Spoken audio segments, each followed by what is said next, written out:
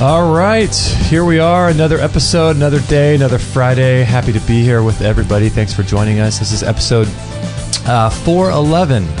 How crazy is that? Good number. Do you believe we've done 411 shows? No. Bizarre, right? Can't believe you've done 411. Yeah. I joined around what mark? Maybe the 60? 75? 75? So? Yeah. It's been fun. Well done. A lot of fun. Lot of fun. Lot of learning. I've got a belly full of papaya and I'm ready to go. Not a bad way to start the morning. Not too bad. I see you have your energy ring and your crystals over there too, so you're all set. Yeah, I got the little energy ring. I got the zapper on. I got the old less EMF shield here. I love it. You know, so for those that aren't aware, we've been doing a lot of work over here at Extreme Health Radio, learning about frequencies and electromagnetic pollution, smart meters. You know, this is something that we all know about and something that we have talked about extensively on a lot of the shows. But sometimes you go through phases. I don't know if you do, Kate, you know, or the listeners do, where you go through phases where you sort of pop in and out of things and you learn things more deeply, and then you sort of phase out and learn about other stuff.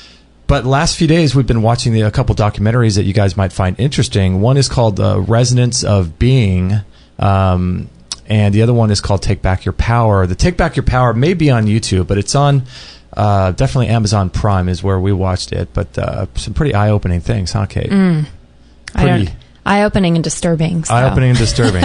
I know, right? Yeah. So you want to know, but you don't want to know. But hey, living in a hole isn't going to help us either. So I know. We need right? some solutions. Yeah, so we have Ken Rohla on the show, and I've known about Ken for a lot of years. I was telling him before the show, I originally found his work. I listened to some YouTube videos, or watched some YouTube videos of him explaining some of the devices he has on his website, and his website is freshandalive.com, and he's been I was reading his bio. I didn't realize this. He was 23 years worked in the medical industry. Wow. Which is crazy that come full circle, and now he's talking to us before the show about going to some free energy conferences and things like that, and he's does a lot of work with emotional healing, detoxification. He said in one of his talks that cancer is primarily a disease of anger, works on reprogramming limited unconscious beliefs and esoteric techniques, all kinds of cool stuff. So you can check him out, freshandalive.com. And thanks so much, Ken, for being on the show today. Oh, thank you for having me. Yeah, I was reading your bio, and I just was kind of blown away that you spent 23 years in the medical industry, and to come, like I just said, full circle is quite a crazy, journey. Quite a journey. Yeah, I've had a long and strange and winding road to get where I'm at, and I never imagined in a million years that I would be doing what I'm doing today. Mm-hmm. Yeah, so it has been a strange path, but yeah, my mom was the nurse who delivered the first Salk polio vaccine, and so she worked at Duke Medical Center in North Carolina, so she was very entrenched in the medical system. So I grew up around doctors and the medical system, and then I got jobs when I was in high school and out of high school in medical centers, and so I just kind of, because of that background, I kept getting jobs in the medical system for 23 years. That's amazing. And it said you worked in different sort of layers of the medical field, so you kind of bounced around, but you were there for 23 years working on different areas, right, of the medical industry. Yeah, I've done everything from working at national policy level with, national politicians in Congress, down to working in emergency rooms, drawing blood on patients in emergency rooms. I've worked in pathology labs doing testing of, human specimens and samples. I worked in computer systems. I worked at the North Carolina Hospital Association for 10 years, running their data center and doing various things. So I've had a wide breadth of working in the medical system and seeing the administrative ends, the political ends, and also the patient interactions and how the systems actually work with the patients. Little slightly different than Gabriel Cousins and Dr. Brian Clement, huh? Yeah, my background is electrical engineering, so I never imagined that I would be doing that. But I kept getting jobs, and people kept throwing money my way, and so I just kind of went down that path. But ultimately, after 23 years, I was tired of it. I'd been there and done that with all of it, and my soul was kind of withering. And so I needed to do something else and something more creative. So I quit all that and became a potter. And I'll never forget the day when I went to my CEO and told him that I wanted to quit and become a potter. He said, "What is that?" So far out of his reality, he didn't know what potter was. But I said, it makes pottery. He's like, "Oh, okay. I thought that was some kind of computer term," because oh my gosh, just couldn't imagine somebody giving up a well-paying job to go and make pottery for a living. But that is so funny. That was kind of the beginning of me getting into natural health, and I was doing that for about 5 years. And wow. And so before you got into actually making that decision, didn't you have some health challenges, right, to sort of spurn that? Yeah, well, my whole life I was born sick and didn't know it, like many people, especially these days. My entire life I was hypoglycemic. I had blood sugar swings and mood swings and energy swings depending on what I ate and how much I ate and how much sleep I got. Mm-hmm. So I was kind of known for that. And in my mid to late 20s, I started getting exposed to the idea that diet might have something to do with it. But it wasn't until my early 30s where I started taking action, discovered raw and living foods and detoxification and cellular regeneration. So what's your diet like now these days? Well, nowadays, I eat mostly raw and living foods, vegan raw and living foods diet, absolutely. At the very least, organic. We grow a lot of our own food, and we do a lot of sprouting. And I do a lot of stuff with growing our food that I don't know anybody else doing, using superconducting Ormus elements, these very special minerals, using scalar energy fields to do what nature does naturally, but increase it so that we get extremely nutrient-dense food that's actually very healing. What is So I eat a lot of raw and living foods, and I do eat some cooked food a little bit. What is scalar for those that are listening? What is scalar energy? Scalar energy is a type of subtle energy that really originates at the centers of galaxies.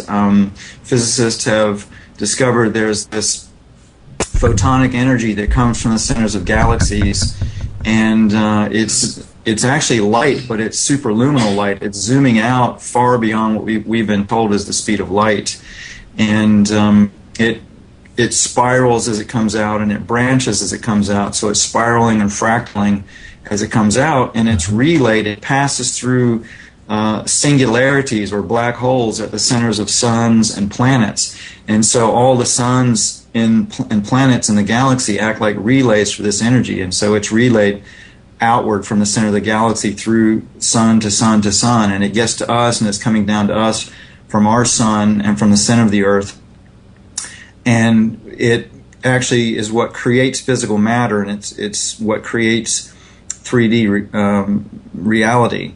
And so it slows down and coagulates into 3D matter and the electromagnetic energy that we can see and measure. So that's basically what it is. I liken it to God consciousness. It has an intelligence, and it really is the energy of consciousness, because human consciousness, all consciousness, is composed of scalar waves.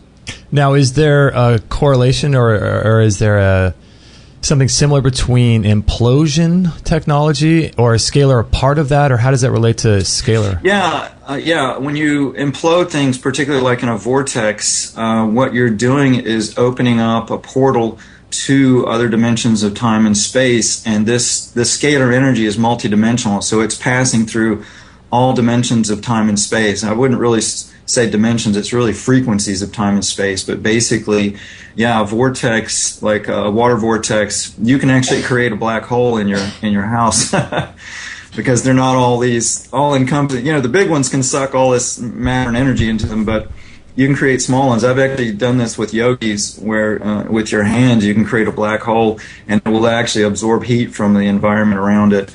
But in a water vitalizer, which is this device that looks kind of like a blender, and it vortexes water in a magnetic field, that actually is opening up a little portal to other dimensions of space-time. And when you do that, it brings this scalar energy into this 3D system, and you can do things with it because it alters matter and energy in 3D. It will do a lot of interesting things. It can create free energy. It can neutralize radioactivity. In these vitalizers, what it does is it breaks minerals, macro minerals, down into individual atoms of those minerals or small particles of just a few atoms, which are known as angstrom minerals and monoatomic minerals. So something weird and something strange is happening when we put things through a spiral sort of nature, because everything really is spinning, and there's these sacred shapes like the egg, and so when we spin, it's creating like a 0 point, right? Exactly. 0 point is just a name that's been given to this energy when it comes through subatomic structures. So there's a lot of different names for this energy, chi, prana, orgone, 0 point energy, tachyon energy, on and on and on. Mm-hmm. It's all the same thing. It's this faster than light, subtle energy of consciousness. And the vortexes are key because the toroidal field, the energy field of a galaxy, is a toroid. It's a donut shape. Uh-huh. And at the center of that donut is the vortex. It's this swirling energy going down the drain, so to speak, in the center of that toroid, and it comes back out the other side. So in nature, throughout the galaxy, and at every scale of magnitude, you see these vortexes because they are part of toroidal fields. So, for example, galaxies have this toroidal shaped field where energy flows in this toroidal shape. So do solar systems. They have this toroidal shaped field. So do suns and planets. They have a toroidal shaped field. So do human bodies. So do all living organisms. So do cells. So do atoms, and on and on. It's ad infinitum. You've got this recursive toroidal field structure throughout the universe, and what we really have in this 3D reality and in non-physical realities or other dimensional realities, you've got this web. The whole universe is this web of black holes, and the fields around them are toroidal shaped. So that's why you see the vortex in a lot of interesting places. It's so fascinating. It's so interesting that, you're talking about this, and, I got into raw food 2003, and I'm fascinated by this. It's weird that you get, people will get into raw food or just, eating healthier, but it's, I don't know, it's something about the raw food or something where people get into this sort of lifestyle, and then all of a sudden one day you're talking about, free energy and making toroids black holes with your hands. Yeah, it's bizarre. Like what is it about this crowd that just, it's just so fascinated by that kind of information? It raises consciousness because it raises the superconductivity in the body, which increases your intelligence, your empathy, your ability to comprehend, your ability to feel, your ability to discern. And so generally it's like when I go do talks, I specifically target raw food groups because I know that in any community they're going to be the higher consciousness people in the area. Uh-huh. Yeah, it makes sense.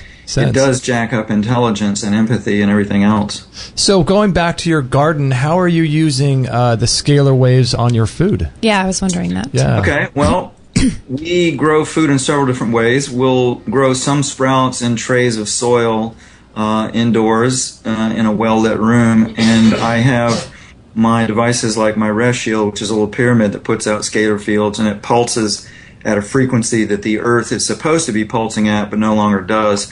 And that de-stresses living organisms. And plants actually take this energy that's coming from the sun and from the center of the Earth, and they convert it directly into matter.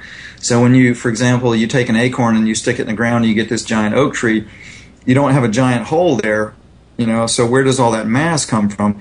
It's taking these scalar waves, and it also takes the visible light waves, but predominantly scalar waves, which is just light energy. It's just faster light energy, and converts it directly into matter. So plants and photosynthesis, they're this multidimensional process that converts scalar energy into matter. And so with these, I've discovered with these devices that I make, these plants can actually take the energy that they put off and convert it directly into matter, so it will radically enhance growth. For example, we had a lady in Miami who she took an avocado seed and put it in a glass of water with a toothpick sticking in it, mm-hmm. and went off to South America for a couple of weeks, and she came back, and in 2 weeks that seed had grown into a 2-foot tall plant. But the interesting thing was the water level didn't go down at all in the glass.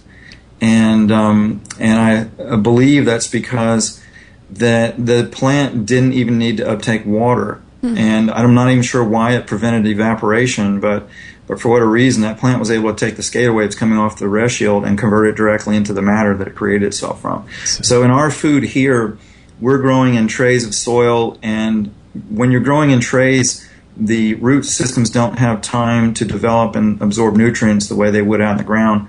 So we foliar feed them with Ormus elements, and specifically there's a product called MyGrow Minerals. You can go to mygrowminerals.com and see these. And we'll foliar feed the sprouts with those, and they're growing right next to a rest shield, so we've got scalar fields growing, and we get phenomenal sprouts. I mean, people, they look like our wheatgrass is like 16 inches high. Our sunflower sprouts and things are just ridiculously large. Wow. Yeah, people that aren't aware of Ormus, people have described it as spirit matter, but different, flipping things from Ormus to non-Ormus minerals and things. Discuss a little bit about Ormus. Like, what is it, and how does it affect the growth medium of plants? They're simply certain minerals on the periodic chart, elements, minerals, the platinum group metals, gold, silver, mercury, and copper that can exist as individual atoms. Mm-hmm. And normally, because all these minerals are metals, conventional scientific wisdom would say that that's impossible. These metals cannot exist as individual atoms because they have such strong electric charge that they want to bind to each other in groups of thousands of atoms in this kind of three-dimensional grid, which is what makes a metal a metal. Metals are crystals. And so normally conventional science would say it's impossible to have monoatomic metals because they want to bind so tightly to each other, these atoms. Mm-hmm. But if you run them through certain processes like photosynthesis or vortexing these minerals in water in magnetic fields and scalar fields, also microbial action can break them down into monoatomics, then what you get is, instead of a metallic metal or mineral, you get a ceramic powder that in all cases of these, it looks like a white ceramic powder, and they become superconductors, and when they're absorbed into living organisms, it creates superconductivity in the DNA and in the nervous system and the spine and in the brain and the neural pathways in the brain. And that is where the mind-body connection happens in living organisms. Because you hear doctors talk about the mind-body connection. Well, if there really is one, mm-hmm. which there is, somewhere the energetic of consciousness has to meet the physicality of a physical body, and it's in these superconducting minerals within the body. And plants have these in them, groundwater has them in them, ocean water has them in them, plants have them in them, and animals have them in them. So you can feed plants these monoatomics and radically jack up the superconductivity in them, and then that radically jacks up the nutrient levels, and you get phenomenal growth. For example, there's one product that I can't name the name of, actually, because the people that developed it have had several not threats, they've actually had attempts on their lives for doing this, but they developed a product that you can put on soil that will create these monoatomics with the existing minerals in the soil. And they were doing field trials in Texas with tomato plants on a tomato farm, and they were getting 15-foot-high tomatoes with 3,000 to 4,000 nutrient-dense tomatoes per vine. 3,000 to 4,000 nutrients? These aren't chemical abominations. These are normal, extremely healing foods. Wow. And so this is the kind of food that I grow at my home. We also use hydroponic tower gardens, and we, of course, also grow in soil. Mm-hmm. So I do all of that. Do you use any of the rock dust or ocean minerals and things, too? Yeah, absolutely. With any of it grown in soil or anywhere I can use rock powders, we'll use volcanic rock powders like azomite or rhyolite, Jersey green sand, Redmond minerals, stuff like that. And you can put them down, and then you can spray them with microbes, like effective microorganisms, and the microbes will eat the rock powders and break them down into angstrom and monoatomic particles, which the plants will then uptake, and then you get this phenomenal growth. Now, where are you getting these? I'm sure people are listening thinking, where do I get the rock dust? Where do I get the ocean minerals? Are there places that, first of all, I would get the book, The Enlivened Rock Powders by Harvey Lisle, Lisle. And that book tells you about 20 different rock powders and where to get them and all the things you can do with them. Oh, great. You can get azomite, which is AZOMITE. You can get that online. I sell little small packages of it on my website. But you can buy that online. You can get it at farm supply places, and you can contact them. They can tell you where locally you can get it. Like a 44-pound bag of it is around $30. Oh, wow. Redmond Minerals also has minerals for livestock that are really good. Any kind of volcanic mineral is going to be good because volcanoes, when they blow off ash and rock, that volcanic ash and rock is very, very high in these monoatomics. Mm-hmm. And so, for example, if you go onto YouTube and you search on Iceland volcano lightning or just volcano lightning, you'll see volcanoes erupting with lightning shooting up out of them from the ground.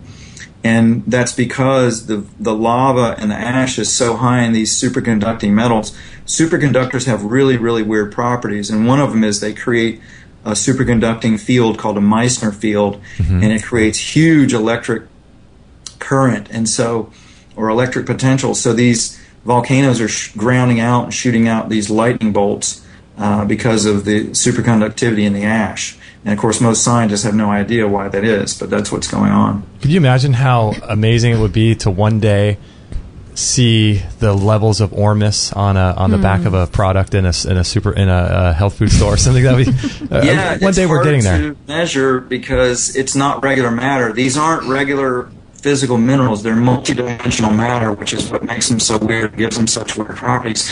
It's kind of like each mineral or each particle is like a little iceberg, where the tip of the iceberg is the three-dimensional mineral that you see in 3D, but the majority of it is actually coexisting simultaneously in other dimensions of time and space. And so that's what connects these other dimensions of space-time to our 3D reality. And that's also part of the way how we are all connected through consciousness, because we've got these minerals in our body, and they're connecting us to all these other space-time dimensions. And this energy of consciousness, this scalar energy that we all transmit and receive, it passes through these minerals. And so we're all part of this web of this consciousness that's flowing throughout the cosmos. It's basically a big energy circuit. So fascinating. Hey, Ken, can we call you right back? We're getting a lot of sort of static with Skype, but I want to read a question we have from the listener chat room, and then we'll call you right back on Skype. Is that okay? Okay, sure. Okay, what's the question, Kate? We got one. Yeah, just before we move on from like the plants and things like that, Amber Marie had a great question. She said she's recently heard about microgreens and wonder if Ken has experimented with any of that. Microgreens. Wants to know what that's about. So. We'll call Ken right back, and we'll come right back to that. And get the answer. Awesome. Great. Thanks, Ken. All right. Okay. Fascinating, huh? My mind's I feel like my head's spinning around on my neck. I know, right? Black holes, vortexes. There's so many different directions free energy. We could go. I know. I think we need to obviously talk about free energy. Talk about this micrograin thing, and then get to the free energy stuff. Yeah, because we're trying to get to that. But man, I could talk to Ken for sun up till sundown. I know, right? We should have him back on. He's great. Let's try to get him in studio next time. Yeah, he's coming our way, right? Yeah, in spring. Let's do that. Okay, so let's call him right back. Let's see.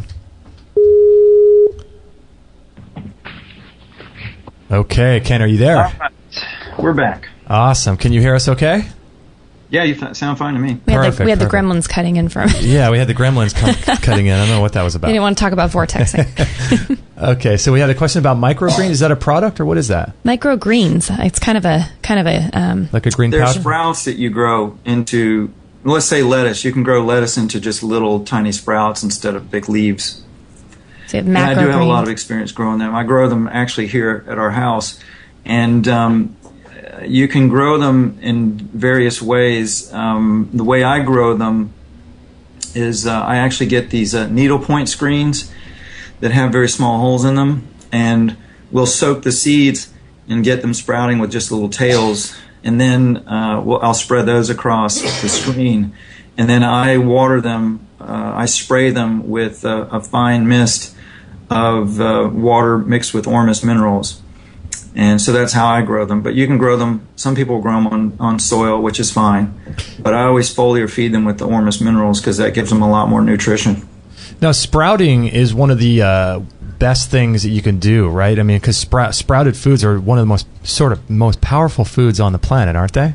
Absolutely, because you're taking a seed that has a certain amount of let's say, caloric value that is not very high. And when you sprout it, you're exponentially increasing just the matter or the mass of the seed just alone. But then also, because photosynthesis is this multidimensional scalar energy process, when you've got a live sprout growing, you're bringing this energy, this 0 point energy or scalar energy, into the plant, and it exudes that. It's what people call life force. And so when that seed is going through a sprouting process, it hits a peak, and then it kind of levels out and drops down a little bit. So the whole point of sprouting is to capture those sprouts when they're hitting their peak, so that you're getting this, not only this dense amount of nutrition, but also you're getting the energetic. And the energetic is something that not many people talk about, but that is one of the primary things that makes sprouts so superior to other forms of food. You're getting photosynthesis, you're getting this life force or the scalar energy of the food, and it's still growing. When you're getting stuff from the health food store that's been harvested, like lettuce and things, that plant is dying, it's decaying very slowly. And it doesn't have the life force that a sprout does. So you're basically getting Ormus and scalar energy along with the nutrition, a dense amount of nutrition in one package. And then if you grow it like the way you're growing stuff and then run it through a juicer and drink the juice right away, that could just be a power food. Oh, it's crazy. Yeah, and I mean, this is what I do with everything. So everything I do is high Ormus. Yeah. I just kind of take it for granted, but this is something I've been teaching for many years to people, is how to do this. You can do it with growing food. You can do it with fermentation. For example, you can ferment rock powders and herbs and different superfoods and nutrients and break them all down. And if you do it in scalar fields, you'll create high amounts of Ormus, which is extremely healing and regenerative. So you can make your own medicines with, for pennies using fermentation. You can also create these Ormus elements by vortexing water in a magnetic field and a scalar field. Wow. Amber Marie says, thank you so much. She's going to save this show when she starts to grow things. So that's awesome. Yeah. And actually, if folks want to download some of my sprouting tips, I have a hidden page on my website that I give out on radio. It's downloads.freshandalive.com. You can go there and you can download my sprouting tips and some other things I've got there.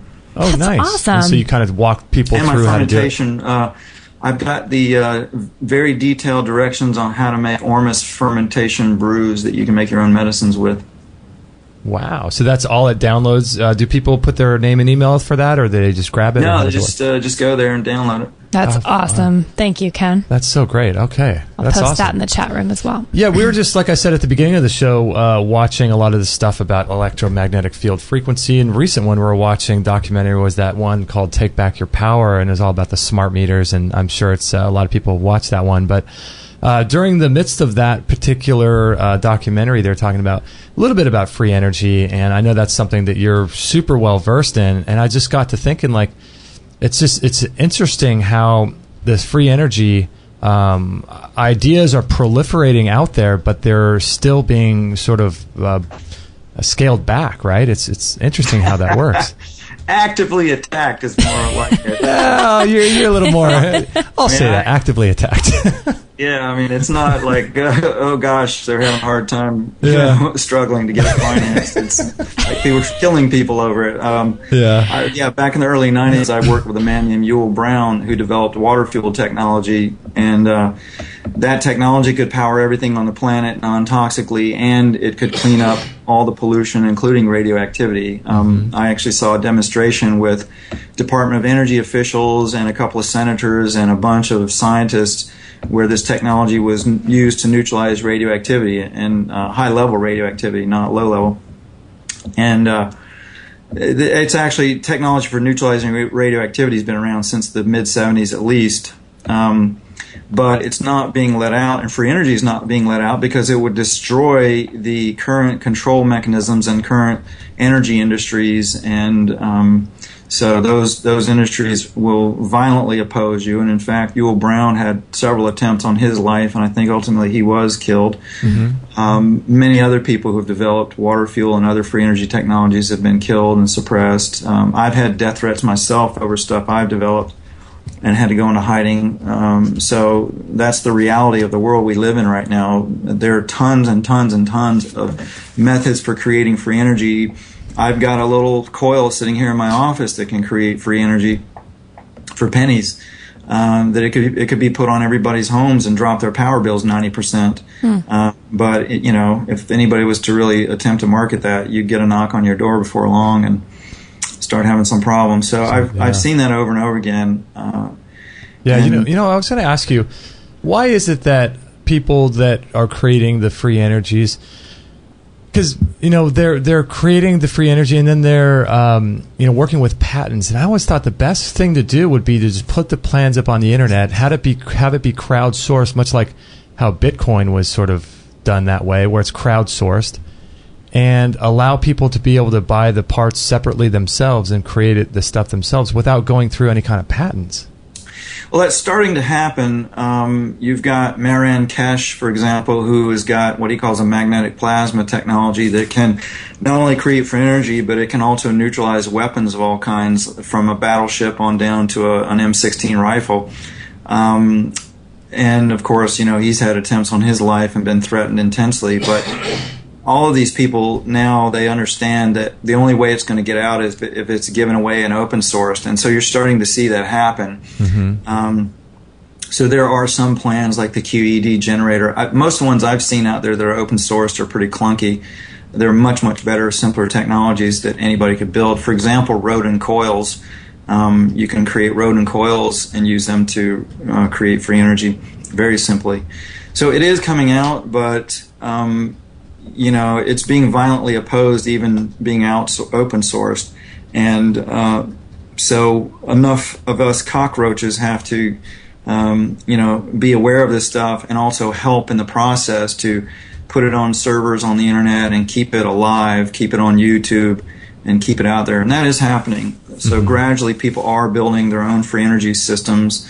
I've met people riding around in cars powered by water fuel that, they're not producing it for anybody. They're just doing it for themselves. That's awesome. So it is getting out there, but it's very slow. Much like the plans I saw something on a email. I'm not sure where I saw this the other day, but something about there being plans to, people can actually create their own guns. They could buy all the different parts to make a gun. Oh, I remember you saying that. And that way you don't have to have a license. You don't have to have any kind of, government intrusion on that. And you can actually build your own gun with different parts.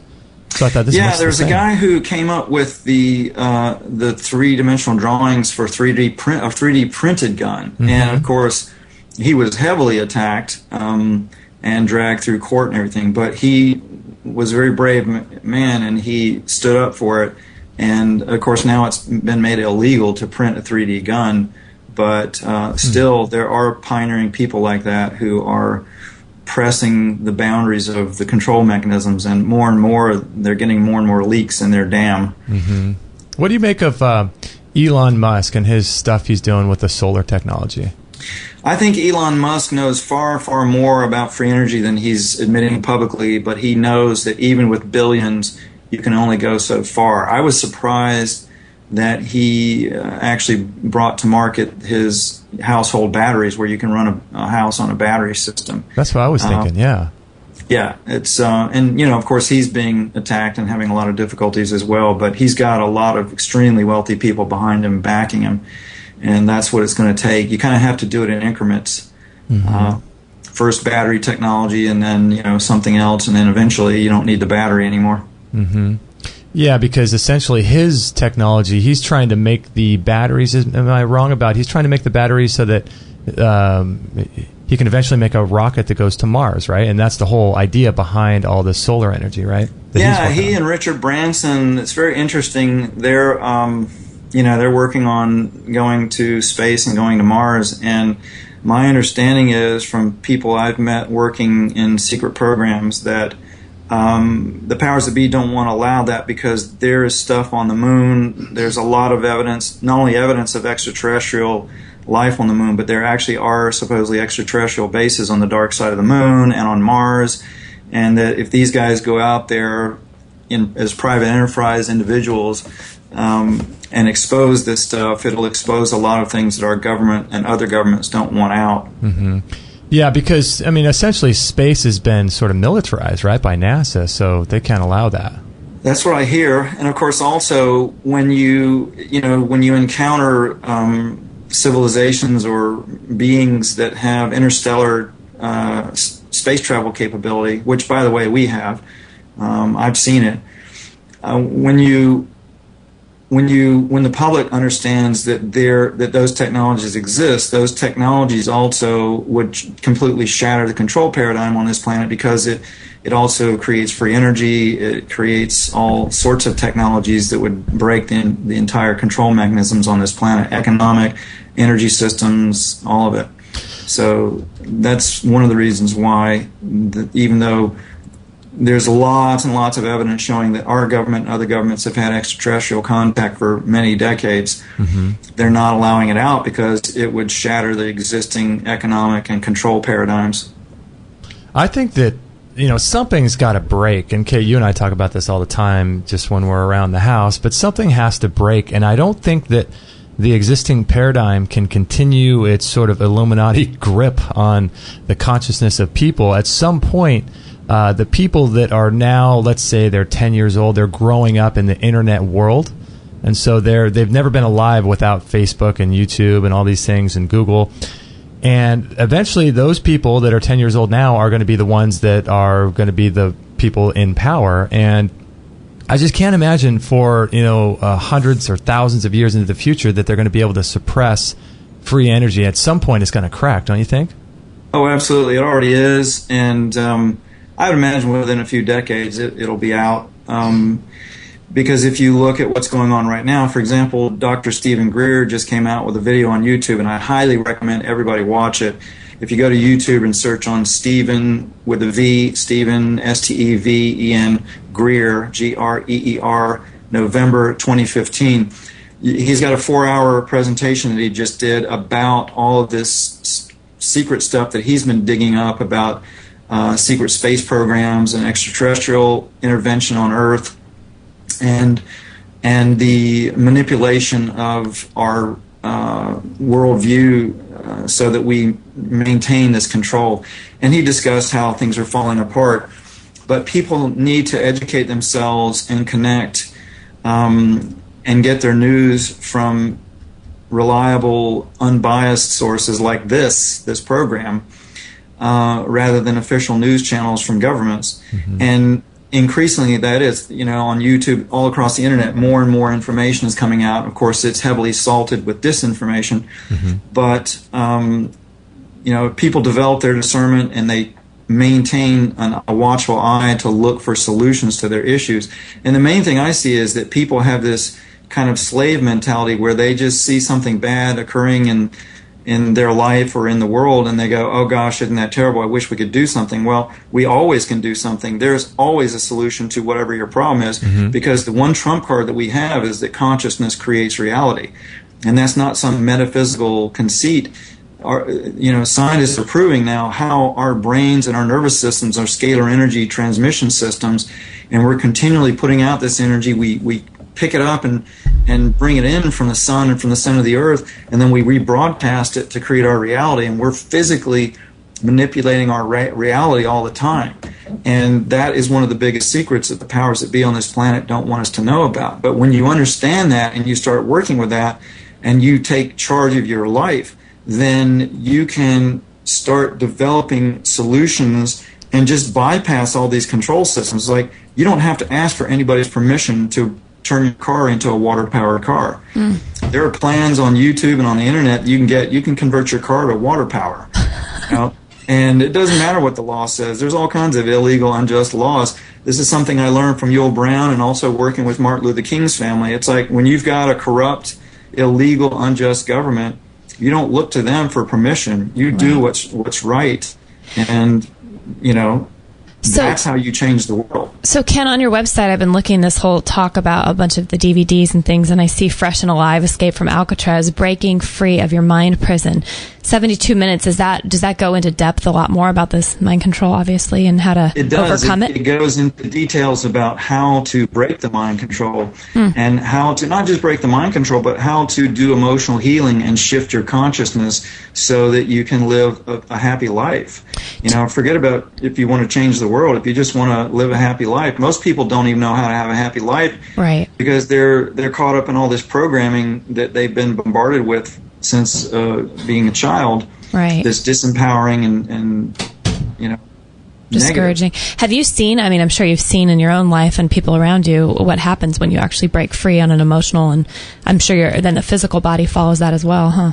Oh, absolutely. Your whole reality becomes very uplifting, but you also, it's more isolated because when you step out of the mass mind control that everybody's going into, then you see through the nonsense. And for example, my life, I have this amazing, incredible life. It's very much like Forrest Gump. It's just crazy things fall in my lap. Because, for example, in my business, I take a love-based approach in my business. I treat all my employees with love. I talk about it in business, and I tell them I love them. And all of our policies are geared towards their benefit and their well-being. As well as the mission and purpose of the business itself is to improve the well-being of the planet. So when you adopt that kind of a paradigm and you step out of this fear-based nonsense that we've been taught, then everything shifts in every facet of your life, and it becomes incredibly wonderful. And so I pinch myself all the time and thank God that I've got the life that I do, and it's because of stepping out of this programming. And it's taken a lot of work and a lot of emotional healing and a lot of breaking of unconscious beliefs to do that with. And so that's what I've summed up in that Alcatraz CD, is these techniques for breaking that programming and living an uplifting life. You can be happy and healthy every day. You don't have to be miserable or fearful or sick or in pain or whatever. That is so encouraging. I posted that in the chat room because people were really wanting the link to that. What a empowering. I think the more we empower ourselves, so that fear cannot survive in our bodies. It's funny that when I came out with that CD, I thought, well, people will be interested in breaking their programming, but that CD hardly sells any at all because people see the title and they go, well, I'm not mind controlled. Oh, how funny. Really? Wow. Yeah. Wow. They don't want to admit it, do they? The level of which it goes. Yeah. Yeah. People don't want to admit it. So. Oh my gosh. So I personally can't wait to get my hands on it. Thank you for making such a work. That's awesome. I'm so excited.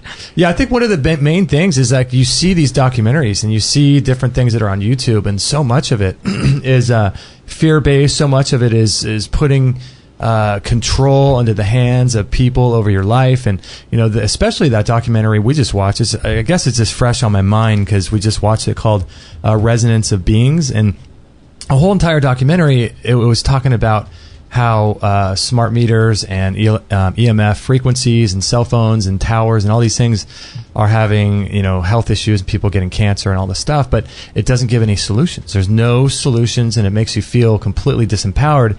And I couldn't help but thinking when I watched it, like, it's great to expose yourself to that kind of information. And people that listen to this show, people that are fans of us and fans of this type of information, are generally people that are going to do that. They're going to listen to that kind of stuff. But it's important to realize that, that's almost just as disempowering as watching the news. Because like you were saying before the show, Ken, you're all about solutions, right? Right. We have solutions for every single problem we've got on this planet.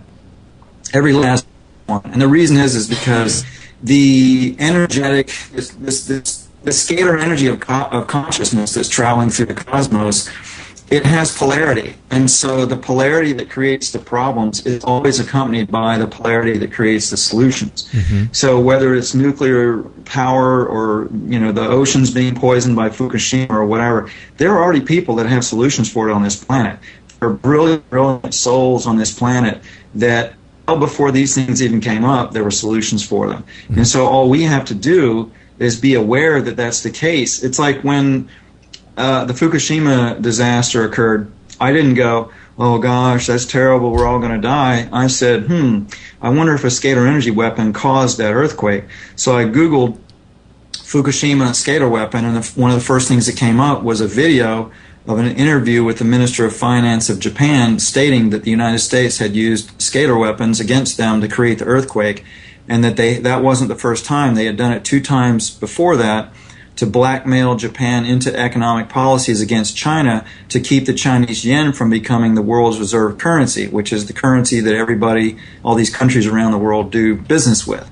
Right now it's the U.S. dollar, but Russia and China and this whole alliance of nations is working to change that to the Chinese yen. And so here the United States is using the scalar weapon to create this earthquake to blackmail Japan, and here's the Minister of Finance of Japan who's, reports to directly to the President of Japan or the Prime Minister. Wow. Stating that, this is what's going on. And so, and there are other people who have been exposing this. So I could have said, oh gosh, golly, woe is me, I guess my butt's cooked. But I said, well, if they're using scalar energy to create earthquakes and cause these problems, I wonder if anybody is using scalar waves to neutralize radioactivity. And I started looking around, and that's when I found there are 61 patents worldwide for methods for neutralizing radioactivity. I've got that list on my website if anybody wants to see it, along with a ton of other solutions. If you just go to radiationlinks.freshandalive.com, you can see those patents and a slew of other solutions. And so when you really understand that you create your reality and that consciousness creates reality, when these problems from these crazy people are created, you can bet your bottom dollar there's already somebody else who has developed a solution for it. And so I just look around and find the solutions, and I bring them out to the public. I like that. We'll put a link also to the radiation links on your website, as well as the, I think I found that video that you were talking about with the radioactive scalar energy things. And so I'll put that in the show notes too. So what are some of your tips for people that say, that get locked into this sort of fear-based? You just said that you don't think like that. You don't think like, oh, woe is us. How is it that you don't think like that, and what can people do to sort of shield themselves just from the negativity of the news of the event itself? Well, first of all, study mind control. Study trauma-based mind control. There are great books and videos now on YouTube about it. There's a woman named Kathy O'Brien who has a book called Transformation of America, and that's TRANCE, Formation of America. Okay. There's a woman named Bryce Taylor who has a book called Thanks for the Memories, The Truth Has Set Me Free. There's a guy named Jim Keith who has a book called Mass Control, Engineering Human Consciousness. Those are good books to start out with, and I will give you a warning that Kathy O'Brien and Bryce Taylor's books are very difficult reads because they detail the very nasty horrific things that go into government trauma-based mind control. But with that said, once you learn about that, it's kind of like when you buy a new car and all of a sudden you start seeing that model of car out on the highway everywhere. When you become aware of this problem, then you start recognizing it all around you. It's in the movie theaters, it's in the newspapers, it's on the internet, it's in television and Netflix and everywhere. And so then it becomes very easy to identify it. And then to step out of that, you've got to do emotional healing work, and you've got to do reprogramming of the unconscious mind, and there are various methods for that, which I mentioned in that Alcatraz CD. And basically it's my favorites are things like Vipassana meditation, where you go, and that for people wanting to find that online, it's their website is dhamma.org, DHAMMA.org. It's VIPASSANA meditation, Vipassana meditation. That is a phenomenal technique that reportedly Buddha used to attain enlightenment. And you go to these centers and you take a 10-day sit and you take a vow of silence and you don't talk for 10 days. You don't communicate in any way, shape, or form with anybody else. You go within and you meditate about 12 hours a day, anywhere from 1 to 4 hours at a time. And it's not easy to do, but it will rock your world at a very deep and profound level, and it will release all kinds of things that are limiting you and holding you back. Another favorite of mine is Landmark Education. That's a phenomenal program for shifting. There's other things like breath work and body work. There's lots of different methods, but seek out emotional healing and reprogramming of the unconscious mind. reprogramming the unconscious mind is kind of like learning an instrument. You have to, practice every day. You have to do things like affirmations and things to shift old, burned-in beliefs. Mm-hmm. Yeah, it's we had Bruce Lipton on the show, and he talked a lot about that. And I know you're familiar with his work, and a lot of people are working on this because it's a major source, I think, that people need to focus on, because we're being subconsciously programmed with the colors on the TV, how quick the images fade from one to another, the news stories, what they're saying. There's so many ways. I have a question for Ken, though. I'm just so curious. Is it possible to do this kind of work, have this kind of enlightened experience, and be able to see things as they really are and still be entertained by TV or the movies? Or is it just better, in your opinion, to ditch it all and focus more on other things? In my case, I would say that my taste in entertainment has changed. So, 95% of, say, what's on Netflix or in the movie theaters, I never go to movies much anymore, because I always know it's just going to be, Hollywood's become so controlled and contrived. It's always mind control and it's trauma. Mm-hmm. So that stuff just doesn't entertain me, particularly when you understand that, for example, like my real life is way more interesting than any movie. I mean, I just have the most unbelievable things happen all the time. Totally. I meet incredible scientists and gurus and swamis. My life is way more interesting than anything Hollywood can come up with. And that's the way life is when you let go of all this fear and you start attracting what you really want.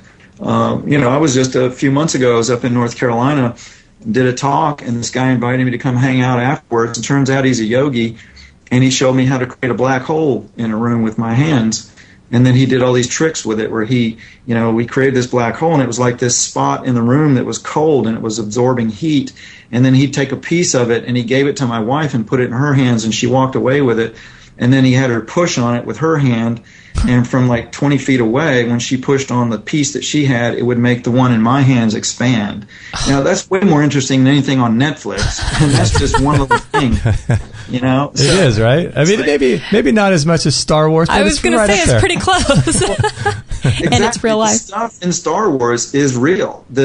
From the standpoint that, like, those Jedi tricks that they show in those movies, there are people that can really do that. And if you, for example, on Gaiam TV, David Wilcock has been doing these interviews with a guy named Corey Good, and Corey Good is talking about his experience in this secret space program and how they had these soldiers trained like Jedi that could knock steel doors down with their minds. Oh. So that is the capability of the human mind that the powers that be don't want us to know. But when you let go of the programming and the fear and you develop yourself, you have that ability. Not that you want to go knocking doors down, but you have the ability to create an incredible life.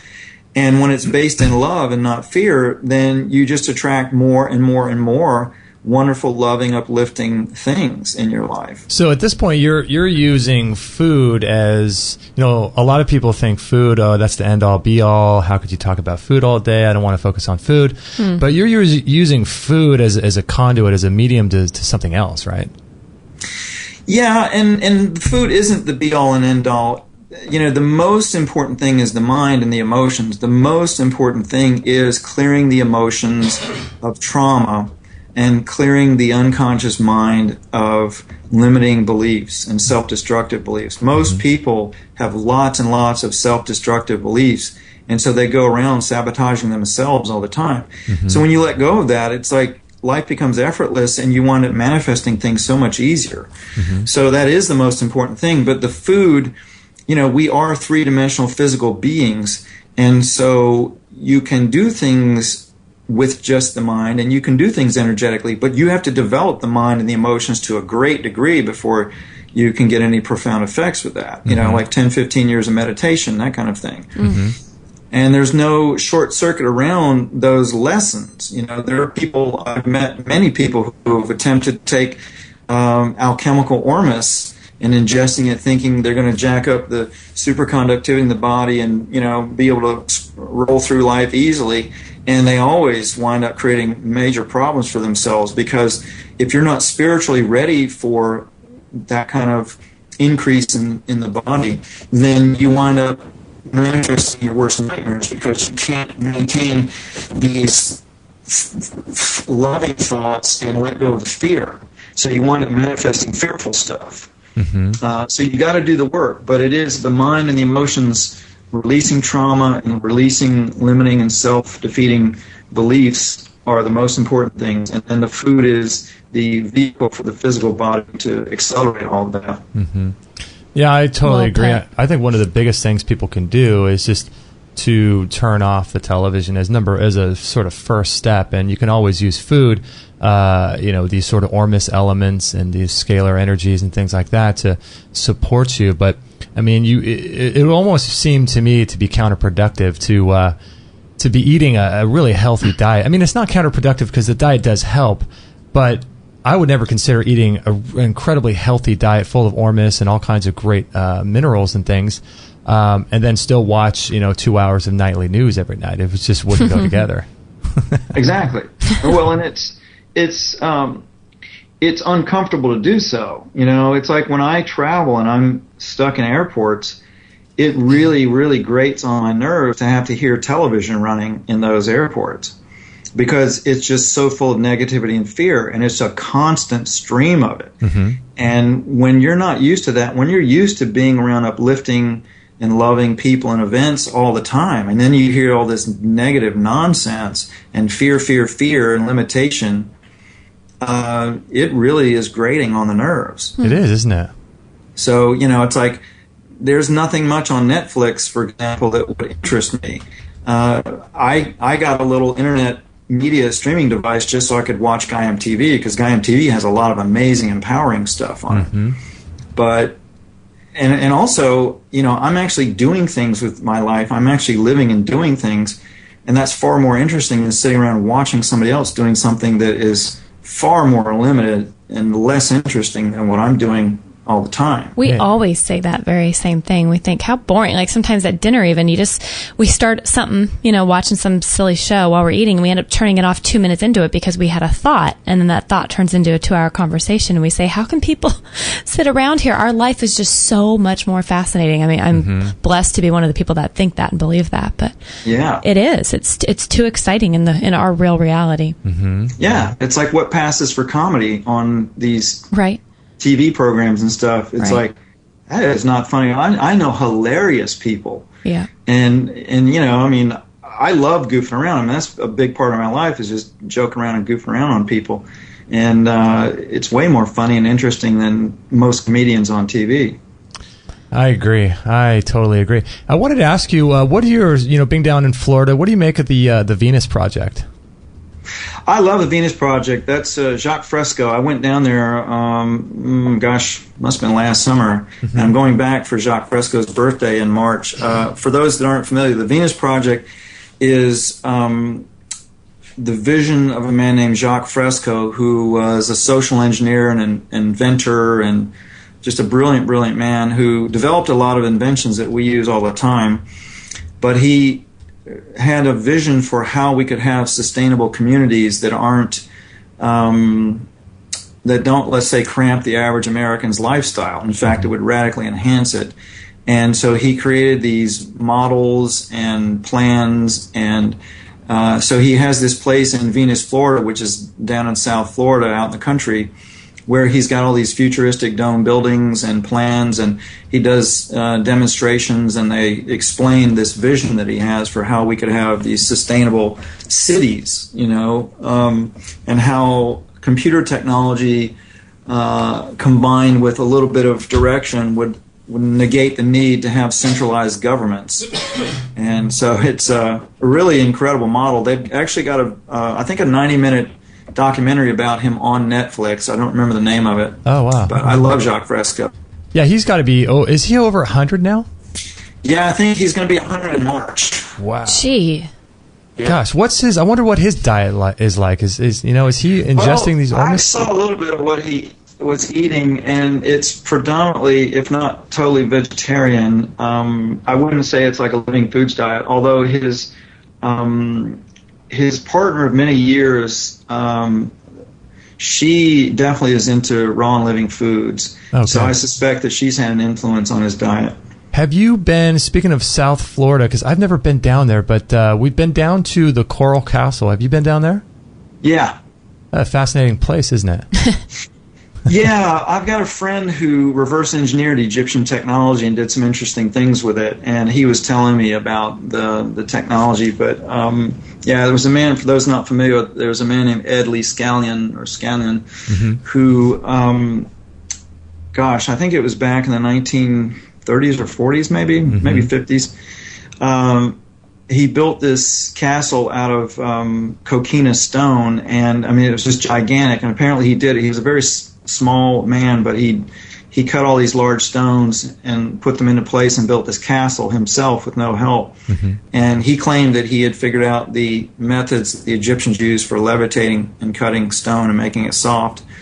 And my friend who has worked with Egyptian technology said that he believed it was using either scalar waves or sound to make the stone become very soft and very light, so it could be cut very easily and it could be lifted very easily, and then it can be re-solidified. And I see a lot of evidence for that with a lot of these sacred sites around the world, like the pyramids, for example, in Egypt. You know, they are always wondering how these pyramids were built, and these other structures like Machu Picchu, where the stones fit so closely together that you can't slip a credit card in between them or whatever. And Nassim Haramein and others have pointed out evidence that these stones appear to be cast like concrete because they're finding human hairs and things inside of them, and yet they are molecularly like stone. And I think what's been going on is that they, at least in some cases, they cast these blocks just like concrete, and then they use scalar energy or sound to harden them up and change their atomic structure so that they're much more like stone.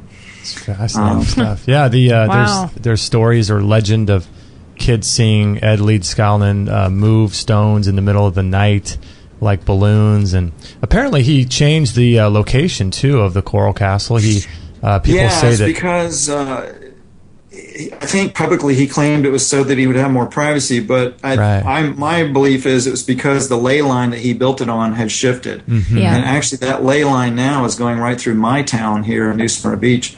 The way these ley lines work, you actually, at the center of the Earth, you've got this singularity or this black hole, white hole combination, and it's emanating scalar waves, massive amounts of scalar waves. And when it comes to the surface, it passes through the mantle with all of the crystalline structure and the rock structure, and those crystals modulate the frequencies of the energy coming through. And when you have structures like volcanoes or mountains that are made of this volcanic rock, it will alter the frequencies of these scalar waves, and at the mountain tips you'll get this vortex of this scalar energy coming out, and it has a lot of interesting effects. And the gravitation and the rotation of the Earth will actually pull those vortexes down across the surface of the Earth. And that's what people call ley lines. They're simply these scalar vortexes that are coming up out of the surface of the Earth at certain points that relate to the geometry of the black hole, the singularity at the center of the Earth. And so anyway, all across the planet, you've got this grid structure of these scalar vortexes coming out, and then they're bent down across the surface of the Earth between gravitation and the rotation of the Earth. And anywhere that those lines are going across the surface, when you're in proximity to them, they're very beneficial to living organisms. And you can actually capture that energy and do things with it, like build a pyramid, and you can create free energy with it, or you can clear, let's say, chemtrails out of the sky, or clear pollution out of the sky, or stop earthquakes, a whole slew of things. So you feel that the ley line is running through your city or town, or? It's, according to people that I know who've measured this stuff, the ley line coming out of Mount Shasta in California, which is the largest one in the United States, is coming right through our town.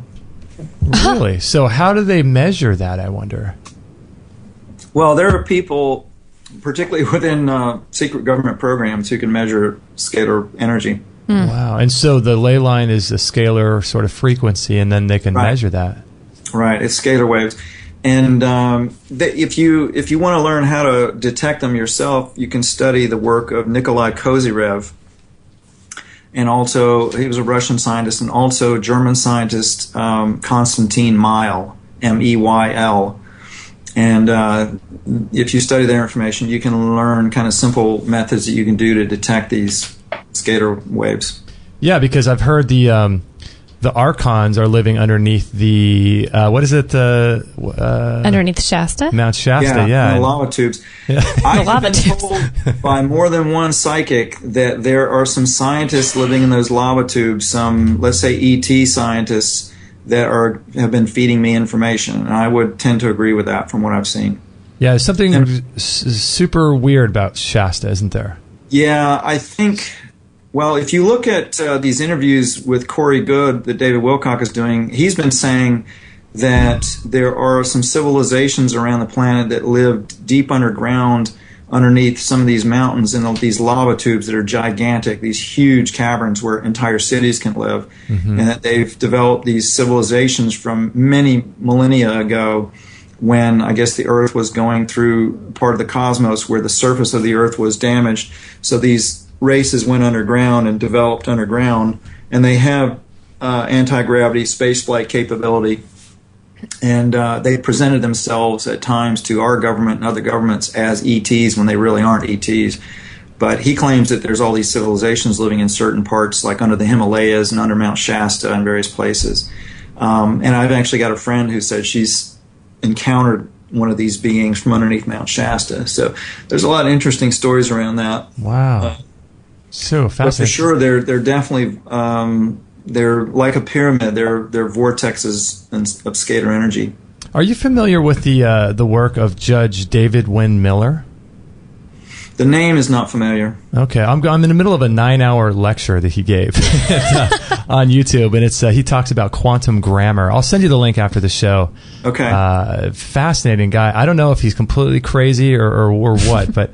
The types of things he's talking about is much along the lines of this. But I wanted to ask you before we leave, you were talking in your notes here that you sent over to me.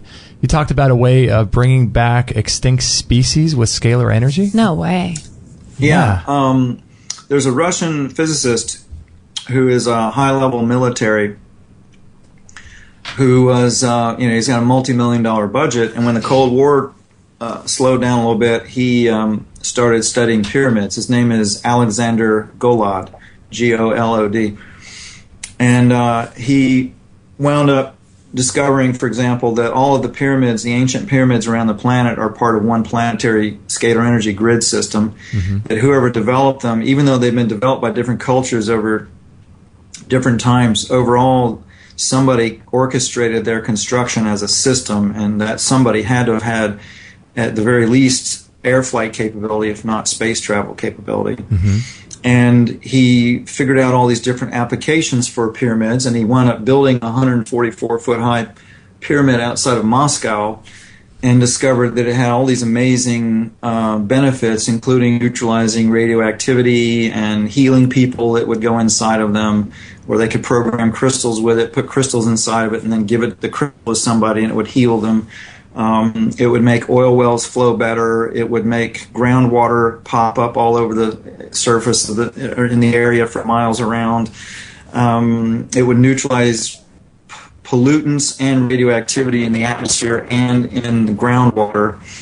But the most interesting one was they discovered his pyramid was built in this really huge field, and they discovered these flowers growing in the field no one had ever seen before. So they called a botanist in to identify them, and discovered that those flowers had been extinct on Earth for 11 million years. And so Golod theorized that the scalar waves that this pyramid was bringing in were somehow recreating from the quantum field, or from what some people might call the Akashic records, taking the pattern of that flower and bringing it back into existence. And so that, when I saw that told me that we have the potential to bring back extinct species. That's wild. Which we may need to do it the way things are going. Yeah, it's the idea that nothing can be created or destroyed, right? Yeah, fascinating. Because it makes sense, right? I mean, how can anything really be completely gone? I mean, the resonant frequency and the vibration and the energetic components that make up all of us, the magnetic frequencies and all of that, has got to be somewhere, right? Right, and particularly, I've had a couple of times I've had near-death experiences and actually left my body, and so personally I know that this body of ours is just a container for our consciousness. And so when you have those kinds of experiences and lessons, then you realize that, we're just in this three-dimensional reality. It's not the be-all and end-all. It's not like G. Gordon Liddy once said after he got out of prison for the Watergate break-ins.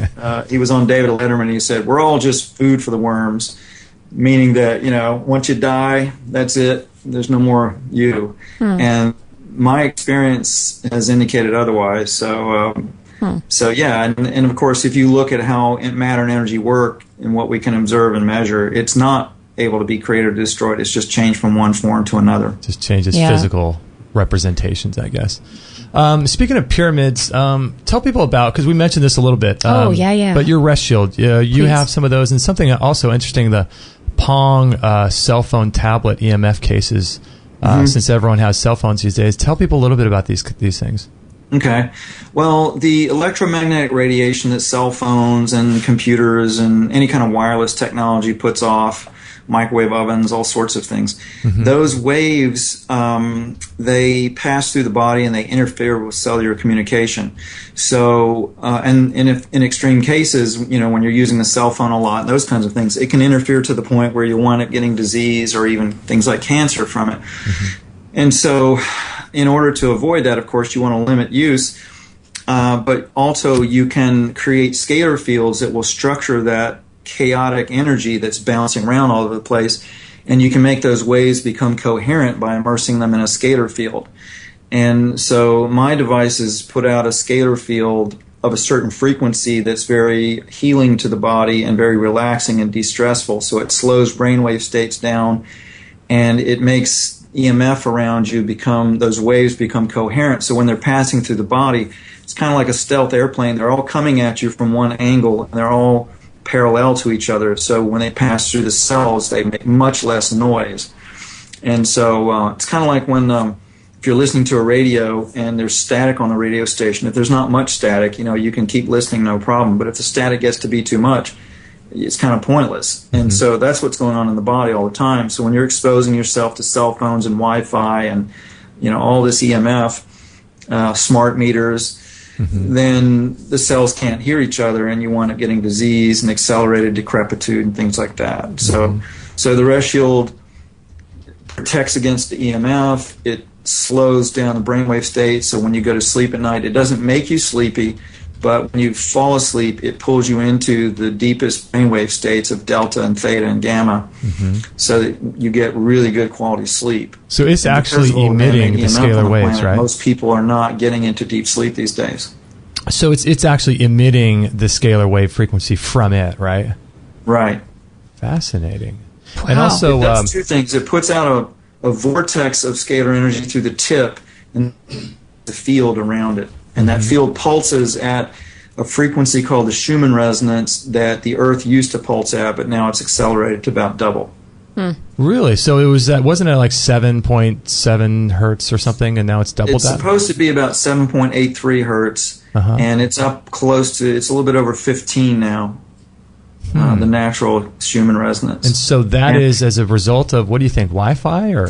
Well, it's a result of a combination of the man-made electric grid and EMF on the planet, but it's also from the area we're passing through in the galaxy is increasing the Schumann resonance naturally. However, people will often ask me, well, doesn't that mean that this shift that we're going through in the cosmos is accelerating the Schumann resonance? Isn't that part of our ascension process and it's elevating consciousness?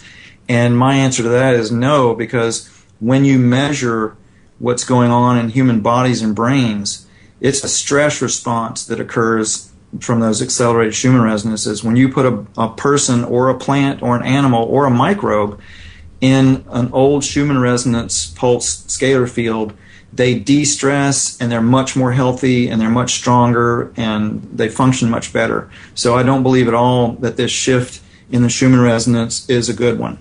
Interesting. Yeah, that's very important to be connected to that, because that is what sort of bounces in between, right? The the actual crust of the Earth and the ionosphere, I think? Right. It's energy coming, yeah. What scientists would call cosmic energy. It's scalar waves coming down from the sun and from other suns and planets, and light energy and other energy, and it bounces down, hits the surface of the Earth, bounces back up, hits the ionosphere, and then it just keeps bouncing back and forth between the two of them, 24/7 around the Earth. And when it's operating at the original 7.83, that de-stresses all living organisms, and it gets them into deep sleep and deep rest states. But everyone is being stressed at a low level because of the accelerated Schumann resonance. Now, can you take that thing on the plane, or it needs to be plugged in, right?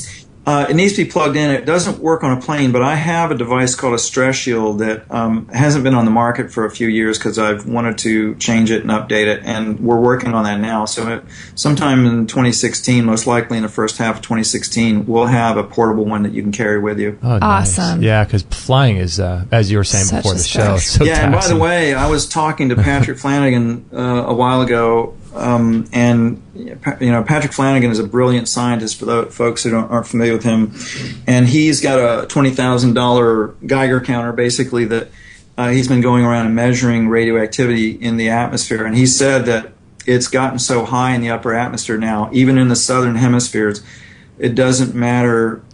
Flying is very dangerous. He said he won't fly unless it's an emergency, and so people need to be aware of that.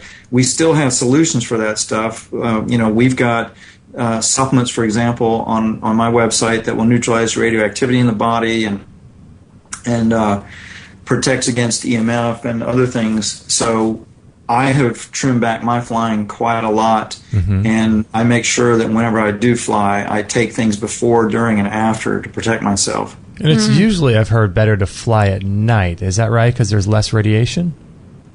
No, it doesn't make any difference whether it's night or day. Well, you're getting less cosmic radiation from outside of the atmosphere, but it doesn't make one bit of a difference as far as the radioactivity from Fukushima and other events. Right. I was just thinking more. I think I heard someone say once the sun hitting the metal.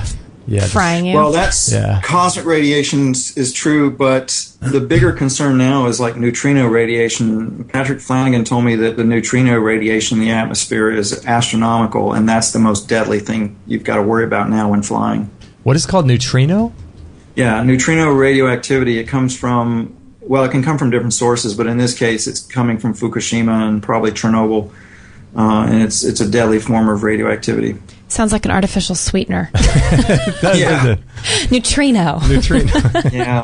Dump some of that in your coffee. You won't be too happy. It's bad news. I know. That's bad news. So what are you up to? Neutrinos are toxic, but the ones coming off of radioactive reactors are. What's that? Not all neutrinos. There are different types and frequencies of neutrino radiation, but the ones coming off of Fukushima are deadly. Okay. So what are you up to this for 2016? You said before the show you're going to be doing a couple conferences and things, and I'm doing far fewer live events these days than I have in the past. So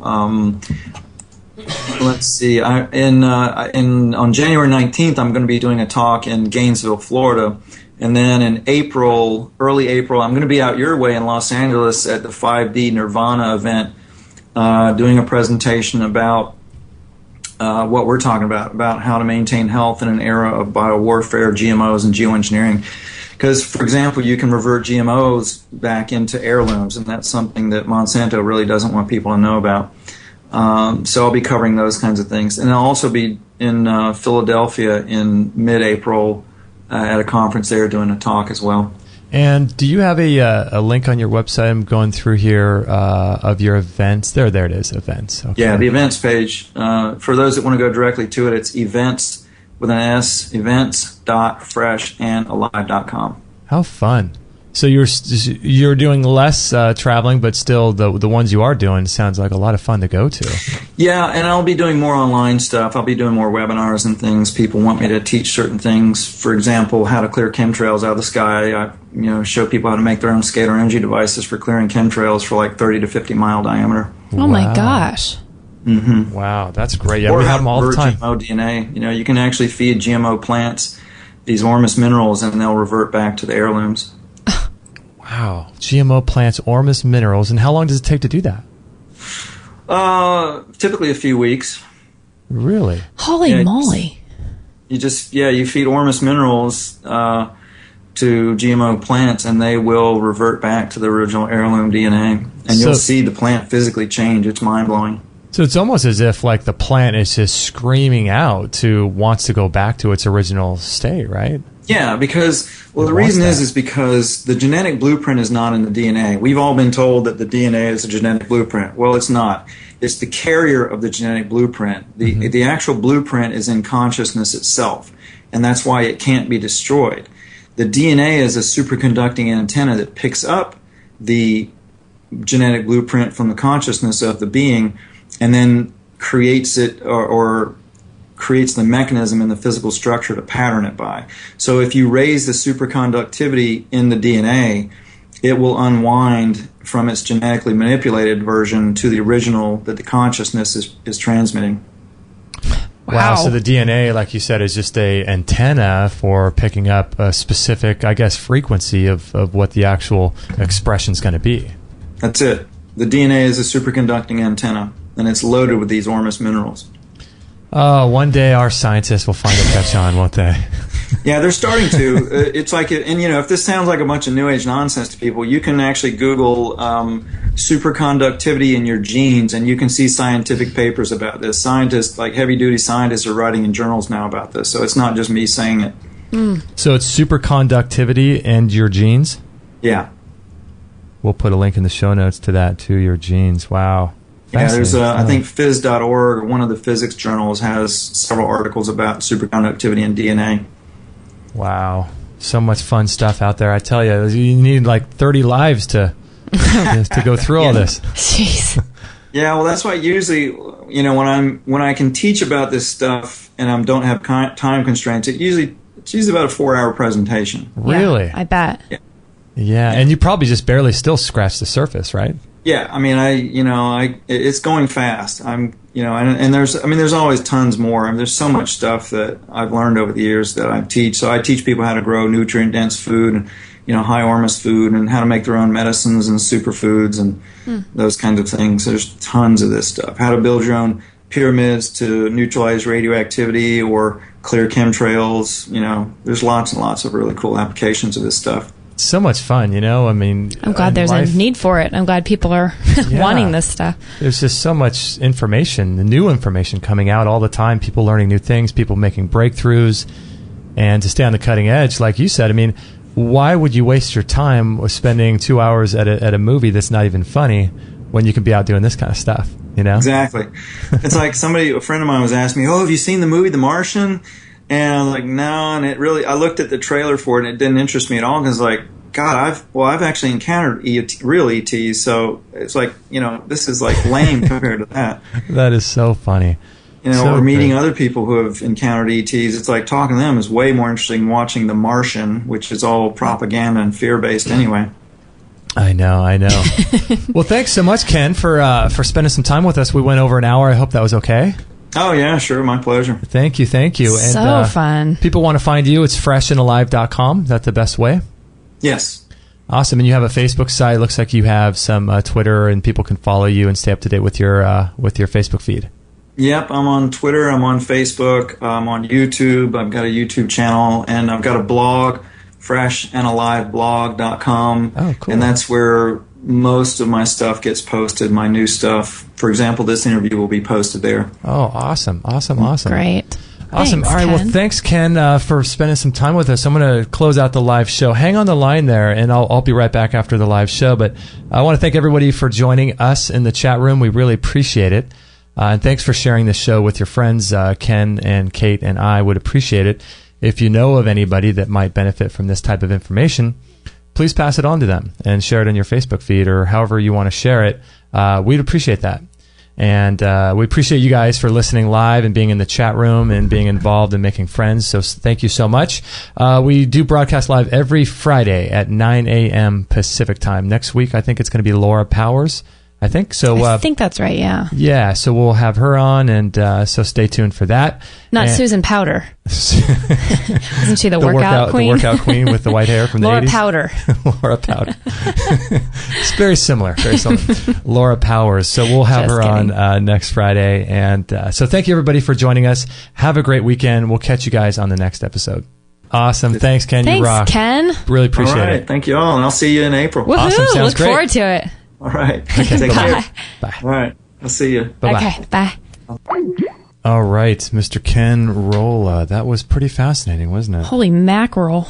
Did you see I went to the bathroom during the show, and well, I didn't see you going to the bathroom. You didn't see me do that. No, I didn't see that. I did see you get up and leave, yes. I was just like, I got to hurry up because I don't want to miss anything. You don't want to. So good. I know. I had to take my headphones off for a second to go let Maggie in halfway during the show, too. And I thought, and I came back and he was talking about some car being powered by water.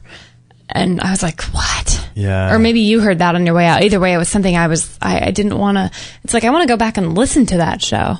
Yeah. I don't listen to all of them again because I feel like I soaked up a lot of them when we were actually, live recording. But that's one that I'm going to process for a long time to come. Yeah, we're going to get him back in the studio April 6th, I think it is. April 6th, 11 a.m. He'll be in studio, and that one will be video. But holy moly. Man, we spent about a half hour with him off the air, and he was sharing some things with us that, oh my goodness. We can't even just say what they were off air, but man, is that guy is switched on. I still trip out when people are as switched on as him.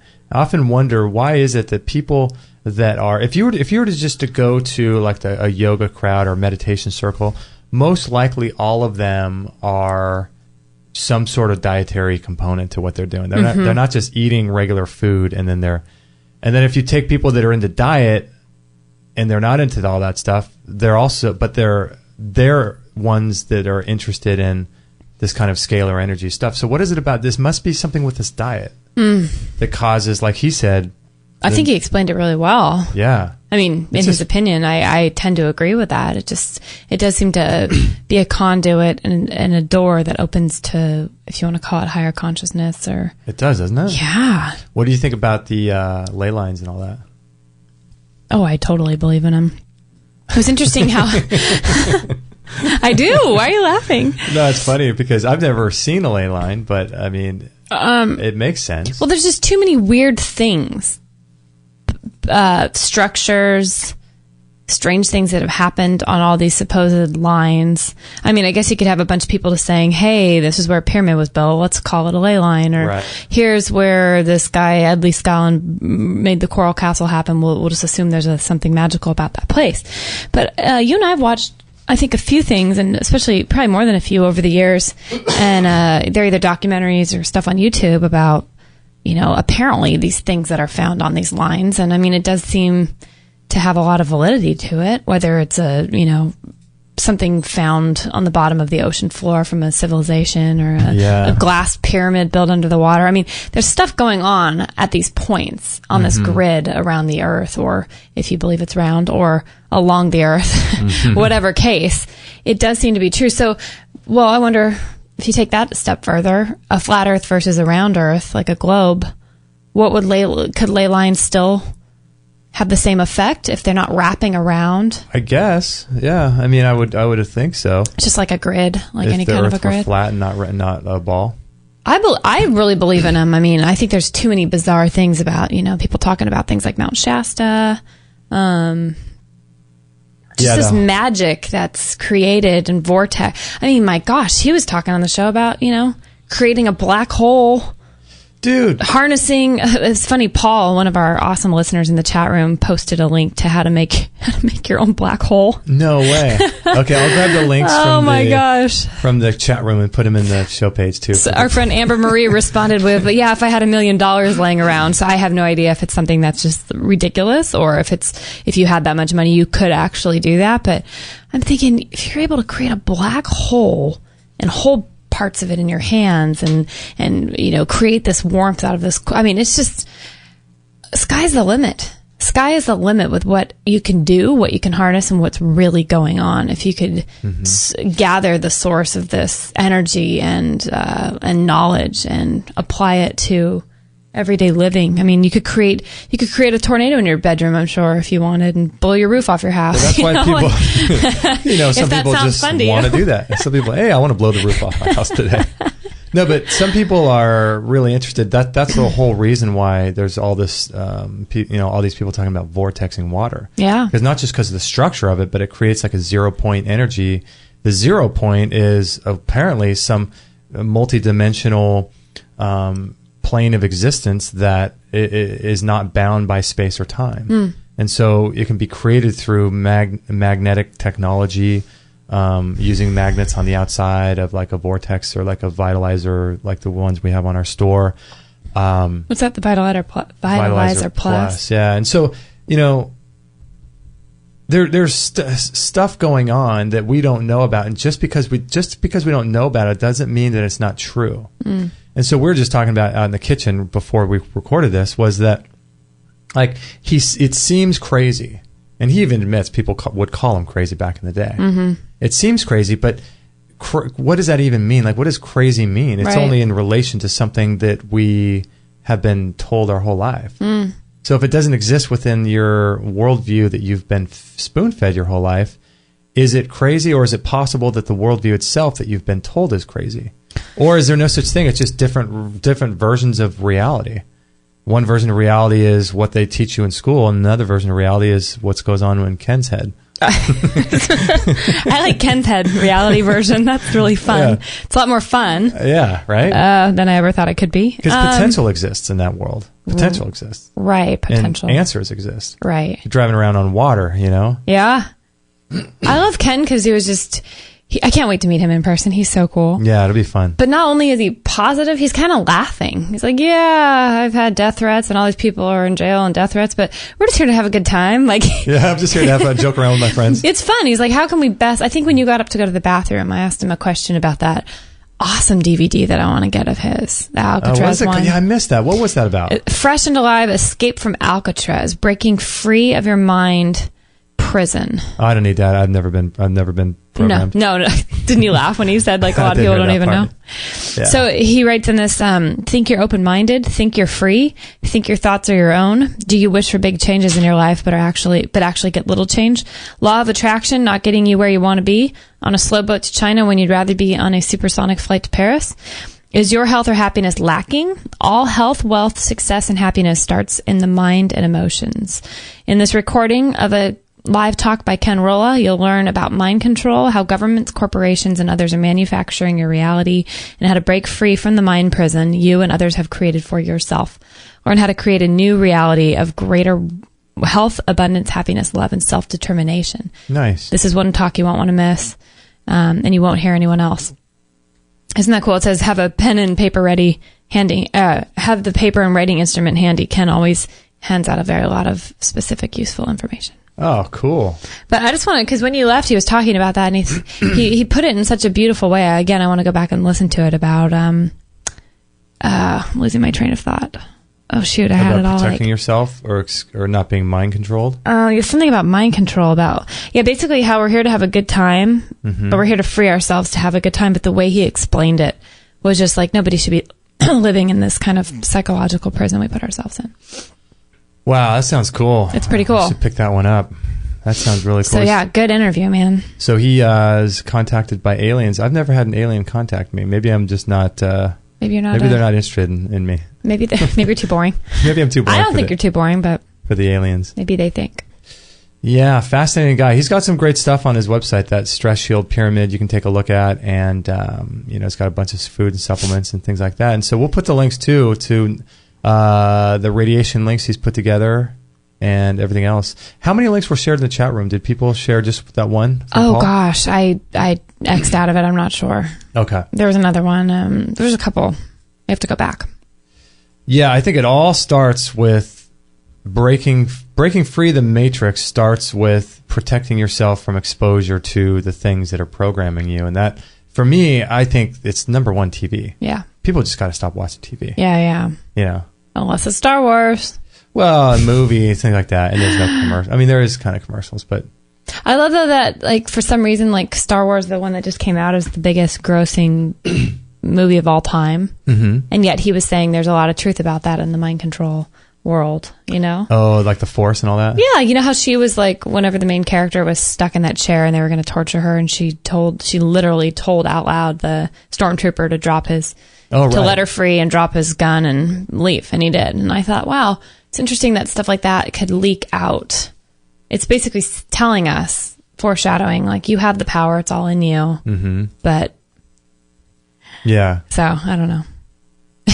You were doing that with your pen, and I can't concentrate. Oh, was that yeah, it's throwing me off. Like, I lose my train of thought. Well, that's what they talk about in the MK Ultra. What's that one? That's the a lot of that mind control stuff, as far as I remember. That's all that stuff from Project Camelot, and all that sort of mind control stuff they talk about. All that stuff with the kidnapping of the kids, and all that. How they say that's all fake, or they're harvesting. You have this theory of them harvesting people to be part of Sandy Hook. I think they are. I think they're growing people in bunkers and FEMA camps. That's why they won't let us on the grounds. And I think they're placing people in these crisis actor situations. They're just trained their whole life to come and do this role, and they're so good at it, and then they kind of disappear, and they look like a real human, they act like a real human. Yeah, maybe the crisis actors are just sort of half alien people. Reptilians grown in these FEMA camps. What do they call those? FEMA camps. Are they just FEMA camps? The ones, the bunkers and all that David Icke talks about? I think so. Where, maybe they're just half sort of hybrid people that become, like, who, I was telling you this before, who would sign up to be a crisis actor? Like, I just don't understand how that's even possible if you're a regular human being. Like, okay, I'm going to sign up to act like I saw a plane fly into a building in New York in September 11th. Like, I don't know how you could, first of all, how does one go about actually signing up and filling out an application and getting paid for that? Right. But then how does the money transfer happen for that person? If there's even money, if it's not just like a psychological warfare or threats. Maybe they're all fear. Like just Star Wars. Like, these people are just... Wouldn't surprise me at all. They come to do this mission. They think they're doing the right thing. They're trained. They're controlled by the Force or whatever. You never know. You never know.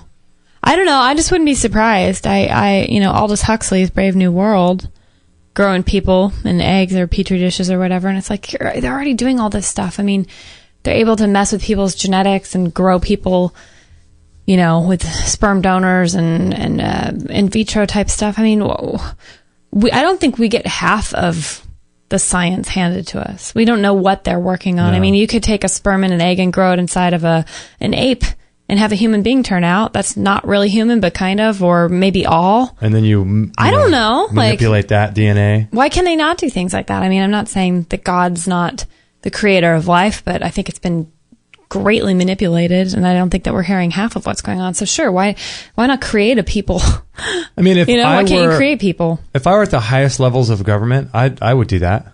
Totally. I mean, I guess I would say if I were at the highest levels and I were unconscious like they are, I would do that, because there would be nothing but curiosity that would just fill my mind as to what would happen if I created two beings and created a human with a baboon and see what that made. And I mean, if someone like me would be moderately interested in that, you have to think that these completely unconscious people that are in the highest levels of government with all the money in the world would do that. Yeah, right. It's hard to believe they wouldn't, but in the meantime, we live in a pretty good world, I have to say, right? Yeah, we do. We have access to everything. We do. Yeah, we can go and get our miracle tarts right out of our refrigerator that keeps our food cold. That's true. Keeps us. I mean, we had a huge rainstorm the last few days for California, and I walked in, and I just one day after walking Maggie on a short break of the rain, and I thought, gosh, I just can't believe we have a house over our head, a roof over our head. It's great. Like, it was just the simple pleasures of returning to the joy of being provided for, and having a heater to turn on, and sure, we had a roof leak, but most of the 99.9% of our roof was working right. Just a small pinhole that wasn't, and I thought, wow, we are just so blessed compared to everywhere else in the world. You got to remind yourself of that. Ton of opportunity Yeah. I feel like with opportunity comes a bunch of obstacles, but with every obstacle comes a new opportunity. Like Ken was saying, like we all have been given an opportunity, a solution, an answer to a problem. There's a solution to every problem. Right. And to every problem, there's a solution. So it's like, if we can embrace that and just ride that horse for a while, we're golden. Nothing's stopping us, you know?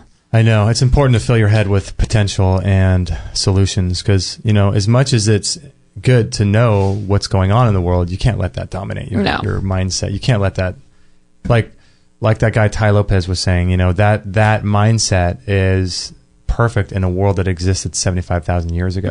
The world of lack, the world of need, the world of scarcity, all that. I mean, that's perfect so that, you know, it's, I don't know, you got to be very careful of how you protect your mindset. I love conspiracy theories like the rest of them, but you know, it doesn't affect my day-to-day life. You know? That's awesome. It's fun to entertain. All right, is that it? I believe that is it. Boy, was that fun. That was fun. We had a lot of show notes. I'll put the show notes to a really great documentary called 9/11 PsyOp that'll teach you about the planes that potentially flew into the buildings, as well as that 9-hour lecture by Judge David Wynn Miller where he talks about quantum grammar and quantum language.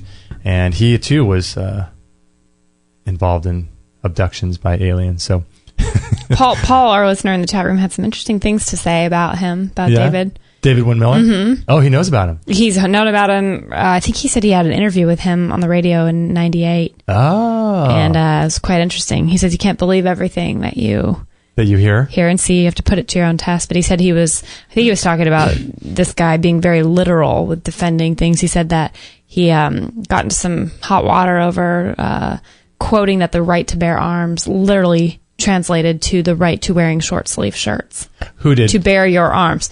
David. Yeah, and he said there's been a bunch of cases, if you look, where people have taken his suggestions literally and ended themselves up in jail and had all kinds of problems. So he says you have to take everything into your own brain, mull it over, and see what, you know. Yeah, you watch that video with David Wynn Miller, and you're not sure if this guy's completely crazy or if he's just a super genius or if he's just up there lying. He's not crazy. He's not a genius. He's just up there lying. Is it possible to be both? It's possible to be a crazy genius. I mean, yeah, you might be a little nutty, but you might also be right. I don't know. I mean, I just like information and listening to different perspectives. And if you want a different perspective, check this guy out. He'll blow your mind. I want to watch that. And you know what? If all of it's not true, if it's all just a lie and none of it's true, still interesting. Yeah. Still very interesting. It's exposure to new things and new people and new ideas. It's always a good thing. Super fun. It grows you. All right, so this was episode 411. We'll put links to everything we talked about if you want to. 411. 411. The information is here. Yeah, so the show notes will be there, and you guys can follow us if you like. Please share this video with your friends. And don't forget to check out our store. We've got lots of great products on our store. We've added a handful more, that Vitalizer Plus, beta-glucan, which is incredible for your immune system, immunity, earth and grounding sheets. We didn't even talk about that. Energy Muse jewelry. Lots of really cool things going on in our store. So don't forget to check that. And if you would be so kind as to share the show with your friends, or if you want to donate to us on a per podcast basis, you can donate. It comes out of your account once a month via Patreon. And that's really, really helpful because all of our shows are free. We're just giving away our time, energy, and information. So if you can give back in that way, that would be incredibly helpful. So we would really appreciate that. So we'll put a link to that on the show notes as well as the website. It's called Patreon, or you can donate via PayPal as well. So also, I want to thank every one of you guys who have donated, I'm sorry, not donated, but bookmarked our Amazon link. Many people have been doing that. And you use the bookmark every time you make a purchase there on Amazon. That's hugely helpful. So awesome. Yeah, super, super helpful. Even if you just buy $10 worth of stuff and you use the bookmark and tell your friends about the bookmark, that helps. So we're really appreciative of that. That's about it, right? I think that's a wrap. That's a wrap. All right, everybody. Thank you so much for joining us, and we'll catch you guys on the next episode. Hey, everybody. This is Josie, Justin's mum. Don't tell him, but I know he would absolutely be really happy if you would sign up to his free weekly newsletter. And don't forget to share this with all your friends. This is the buzzing bumblebee signing off. That was so good.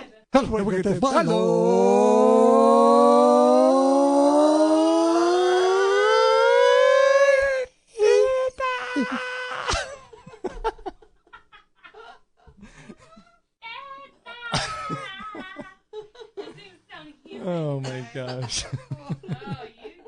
No material on this blog is intended to suggest that you should not seek professional medical care. Always work with qualified medical professionals, even if you educate yourself in the field of live food, nutrition, and alternative medicine. I'm not a doctor, nor am I offering readers medical advice of any kind.